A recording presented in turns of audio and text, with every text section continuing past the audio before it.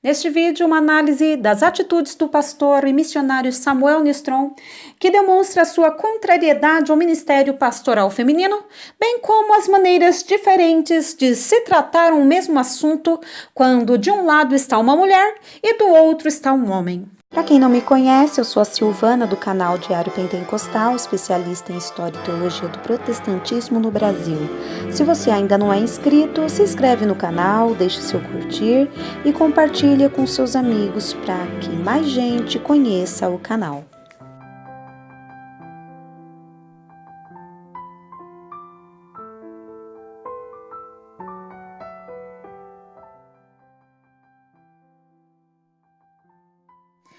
Conforme prometido no vídeo Descendentes de Frida Wingren, trouxe informações colhidas na tese de doutorado de Valéria Cristina Vilhena, Um Olhar de Gênero sobre a Trajetória de Frida Maria Strandberg, Mackenzie, 2016. Nos trechos selecionados para a produção deste vídeo, Valéria Vilhena utilizou a obra da jornalista sueca Kajsa Norell, de 1911. Norell fundamentou sua obra em cartas trocadas entre pastores, missionários, além de outras bibliografias. Vale ressaltar que estou expondo a pesquisa e observação desta e de outros autores, e que não necessariamente seja minha própria opinião.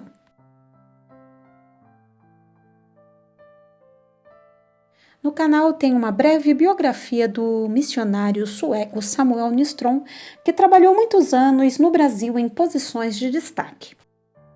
Se você ainda não assistiu, assista, pois o vídeo fará com que você compreenda melhor este vídeo. O link está na descrição do vídeo. Frida e Nistron apresentavam divergências desde Belém do Pará. Apresentavam tensões, inclusive na formação do primeiro inário. Porém, Frida não era fraca, era persistente e sabia argumentar. Em sua crença hermenêutica, afirmava a igualdade em nome de Deus e que na pessoa do Espírito Santo todas e todos estão no mesmo patamar. O assunto ministério pastoral feminino é gerador de acaloradas discussões há muito tempo. No canal tem 2 vídeos importantíssimos sobre isto. Pastorado feminino pode? Nele abordei a eterna discussão sobre a legalidade do ministério pastoral feminino. Estaria realmente claro sua proibição na Bíblia?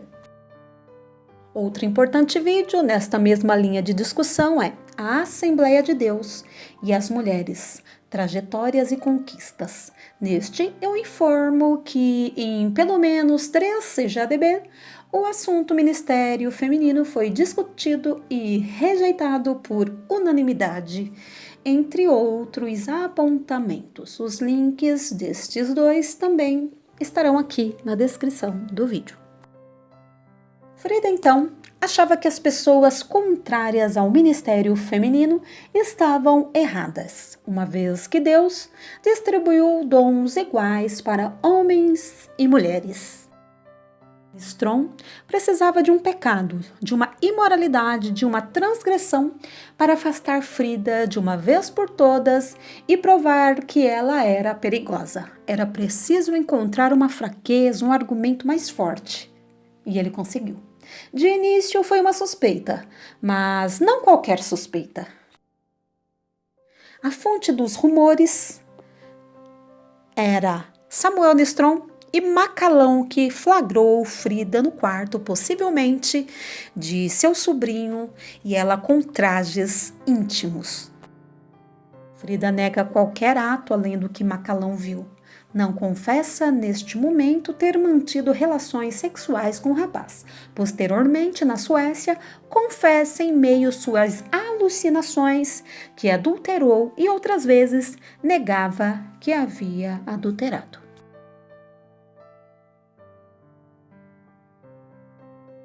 Na primeira Convenção Geral das Assembleias de Deus no Brasil, realizada em setembro de 1930, Nistron não tem citado ou essa denúncia contra Frida e, por isso, não pôde derrotá-la totalmente.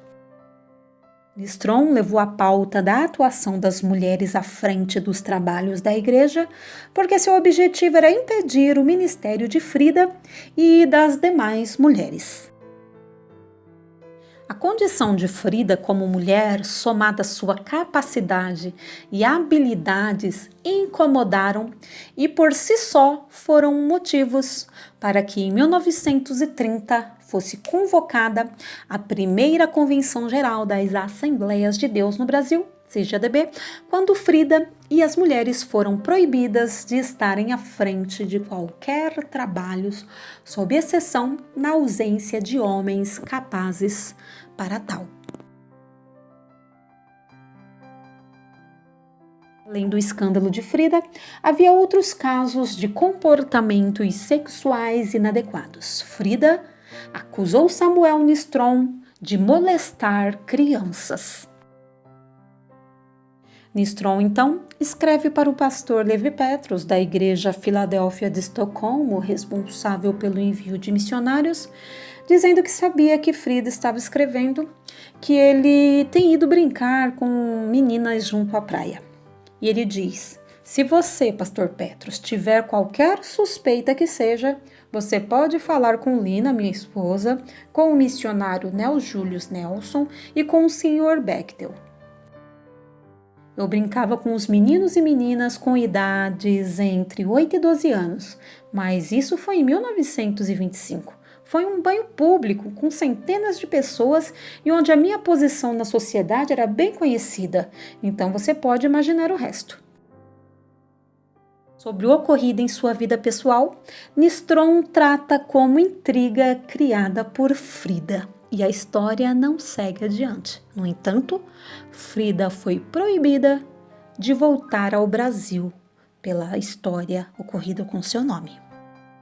Nistron temia tanto a volta de Frida que viajou para a Suécia em 1934 a fim de que seu testemunho contra Frida fosse mais bem compreendido e o fez duramente na reunião na igreja de Filadélfia. Com isso, cooperou também para a decisão de expulsá-la da igreja de Filadélfia de Estocolmo.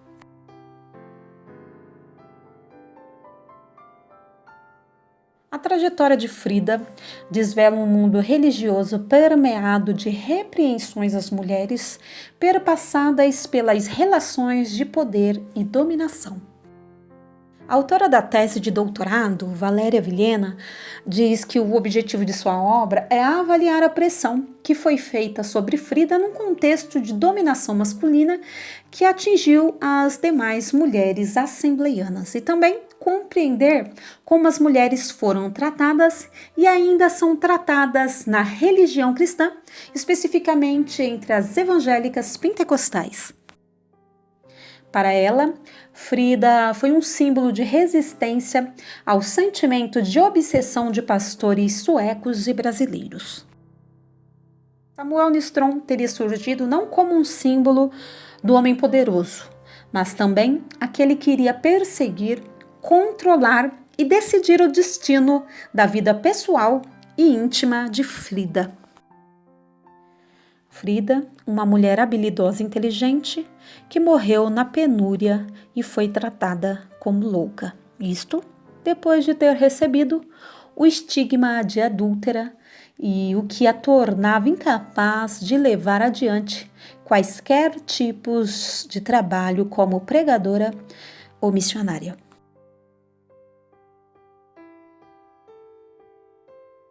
Frida tinha um papel preponderante na Igreja do Rio de Janeiro. Nesta situação, o escândalo estava posto. Tudo o que os seus inimigos contrários ao ministério feminino desejavam era apanhá-la em alguma fraqueza. Ela ficou vulnerável, mas independente do adultério, duas questões estavam postas. Como trataram o jovem diferentemente de Frida? Por que impediram Frida de voltar ao Brasil? E o jovem amante de Frida, onde está na história? Ele pôde seguir a sua vida? Na história, o cliente da prostituta e o amante da esposa sempre podem seguir a sua vida. Jovem, se confirmada a hipótese ser Carlos Brito, continuou seu papel preponderante na expansão da igreja no Rio de Janeiro. Formou-se em Direito e por essa razão ocupou vários cargos, mas não desenvolveu uma carreira de destaque, ou seja, continuou sua vida religiosa na Igreja Assembleia de Deus. Mas a Frida restaram os lugares concedidos, demarcados, tais como a interdição, o apagamento e o mutismo como manobras de repressão. Nistron fez de tudo para tirar a liderança de Frida, proteger o rapaz e punir Frida. Esse foi o veredito.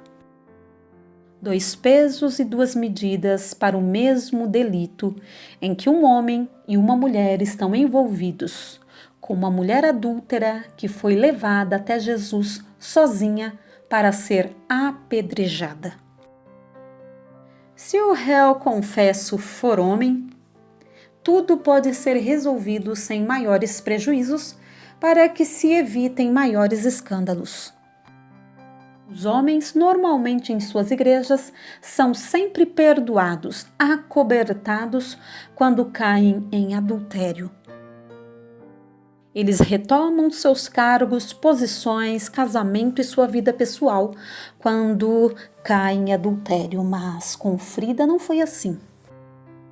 No livro de Deuteronômios 22, versículos 22 e 24, diz que a mulher adúltera e o homem que estava com ela deveriam ser levados ambos à porta da cidade e serem apedrejados. Porém, os homens que flagraram a mulher adúltera, no contexto do Novo Testamento, disseram que, de acordo com a lei de Moisés, as mulheres adúlteras deveriam ser mortas a pedradas. Eles mutilaram os mandamentos de Moisés. Foram mutilados pelo machismo religioso que excluem os homens das pedras. São falsificadores de Moisés, com a pretensão de que o estavam obedecendo. Confraria machista, expuseram a mulher em praça pública enquanto abriram a porta dos fundos para o homem fugir. A adúltera era só ela, como se fosse possível adulterar consigo mesma. O silenciamento perpetrado sobre a pessoa de Frida é um aviso a todas as mulheres que se atrevem a enfrentar a força masculina, a ordem e o poder dos homens na igreja. O silenciamento perpetrado sobre a pessoa de Frida é um aviso a todas as mulheres que se atrevem a enfrentar a força masculina, a ordem e o poder dos homens da igreja.